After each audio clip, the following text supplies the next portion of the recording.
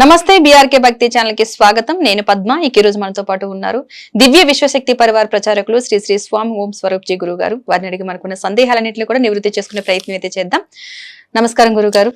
శుభాశీషులు దివ్య స్వరూపులందరికీ దివ్యాశీషులు. గురువు గారు, సూర్యగ్రహణం రాబోతుంది. సూర్యగ్రహణం రోజున చేయాల్సిన పనులు, చేయకూడని పనులు, ఎవరెవరు జాగ్రత్తలు తీసుకోవాలి? సూర్యగ్రహణం ఇప్పుడు వచ్చేది, ఇంతకు ముందు కూడా వచ్చి వెళ్ళినవి. గ్రహణం అంటే ఏమిటో తెలుసుకుంటే కొంత విశేషంగా ఉంటుంది. గ్రహణం అంటే అడ్డుపడుట, ఒకదానికి ఒకటి ఇది ఎదురుగా రావడం వల్ల ఆ యొక్క కాంతి ఆగిపోయి ప్రసారం జరగదు. చాలా తేలిగ్గా చెప్పాను. అందుకని ఈ గ్రహణ సమయంలో వరల్డ్ వైడ్గా న్యూట్రల్ వేవ్స్, కిరణాలు, శక్తి కిరణాలు ఇత్యాదివన్నీ కూడాను నార్మల్ న్యూట్రల్గా ఉంటాయి. అప్పుడు జపతపాదులు కానీ, ఉపాసనలు కానీ, తర్వాత మంత్రదీక్షలు కానీ, ప్రయోగాలు కూడా మంచి ప్రయోగాలు చేస్తే అప్పుడు ఎక్కువ ఫలితం. ఒక్కసారి చదివారనుకోండి, అది 1000 సార్ల ఫలితం, కొన్ని మంత్రాల్లో 10,000 సార్ల ఫలితం. అలా ఒక్కొక్క మంత్రాన్ని బట్టి బీజాక్షరాన్ని ఇచ్చే మనం స్మరిస్తాం, పఠిస్తాం, ఇచ్చే యొక్క వారిని బట్టి ఆధారపడి ఉంటుంది.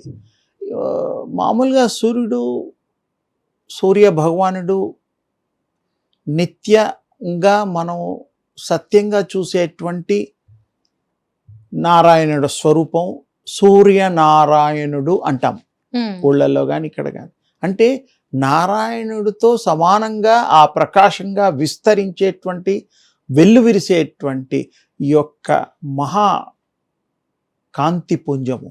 అంటే విశ్వంలో విశ్వశక్తిని కలిగి ఉండి, విశ్వమంతా కూడా తానై నిండి ఉండి, ఎక్కడ కూడా ఇంత కూడా గ్యాప్ లేకుండా, సందు లేకుండా ప్రకాశించేటువంటి మహత్తరమైన దివ్య తేజస్సు, ఓజస్సు కలిగినటువంటి, ఇది మనకి కళ్ళకి కనబడేటువంటి మరి నిత్యదేముడు, సత్యదేముడు,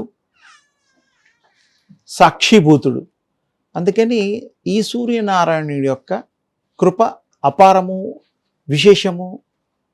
తర్వాత ఏ మానవులైనా ఈరోజు ప్రత్యేకించి నియమనిష్టలతో మన ఉపాసనలు కానీ, జపతపాదులు కానీ, భగవంతుడి యొక్క ఉపాసన చేసి సాక్షాత్కారం పొందేటువంటి దిశగా ఏ మానవుడు ప్రయత్నం చేసినా సఫలీకృతుడవ్వడానికి ఇది ఒక గొప్ప అవకాశము. ఈ యొక్క గ్రహణాలు మంచివి. సూర్యగ్రహణమైనా, చంద్రగ్రహణమైనా, ఏ గ్రహాల్లో ఏ ఉన్నా, గ్రహణం అంటే మనకి దాని యొక్క ఇది వేవ్, ఆ యొక్క కిరణాలు, ఆ యొక్క శక్తి పుంజాలు అమోఘము, అనంతము, అద్వితీయము. ఈ విషయాన్ని మనం గ్రహిస్తే కొన్ని జాగ్రత్తలు కూడా తీసుకోవాలి. గర్భిణీ స్త్రీలు కానీ కొన్ని మరి కార్యక్రమాలు ఉంటాయి కాబట్టి వారు జాగ్రత్త తీసుకోవడం వల్ల